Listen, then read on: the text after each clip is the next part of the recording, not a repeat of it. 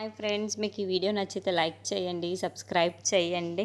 పద్మావతి వాళ్ళ అక్కయ్య ఇంట్లో ఉన్న వాళ్ళందరి దగ్గరికి వచ్చి పద్మావతి ఇంట్లో కనిపించటం లేదు, ఎక్కడికి వెళ్ళిపోయిందో ఏమో నాకు అర్థం కావటం లేదు అని చెప్పేసి చాలా టెన్షన్ పడుతూ వాళ్ళందరి దగ్గరికి చెప్తూ ఉంటుంది. ఆ మాటలు వినగానే అక్కడున్న వాళ్ళందరూ అయితే ఒక్కసారిగా కంగారు పడిపోయి ఎక్కడికి వెళ్ళిపోయింది పద్మావతి, అది ఎవరికి చెప్పకుండా ఎలా వెళ్ళిపోయింది, ఎలా పోతుంది అని అనుకుంటూ ఉంటారు.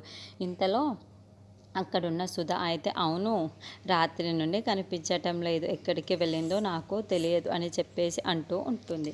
ఆ మాటలు వినగానే అక్కడున్న పద్మావతి అయితే మామయ్య ఎక్కడికి వెళ్ళిందో ఏమో, అక్కయ్య కూడా నాకు తెలియదు అని చెప్పేసి అంటూ ఉంటుంది.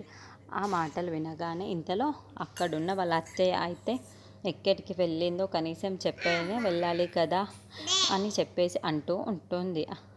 అక్కడ ఉన్న వాళ్ళు అయితే చాలా టెన్షన్ పడుతూ ఉంటారు.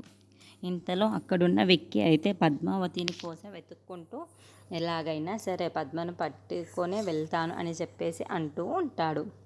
ఇంతలో అక్కడున్న విక్కీ అయితే చాలా బాధపడుతూ వెళ్ళిపోతూ ఉంటాడు.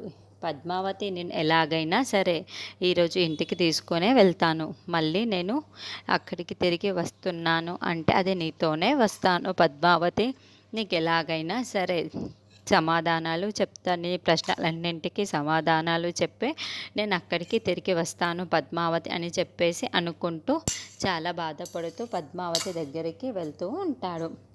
అలా తను చాలా బాధపడుతూ ఉండటంతో పద్మావతిని వెతుక్కుంటూ వెళ్తూ ఉంటాడు.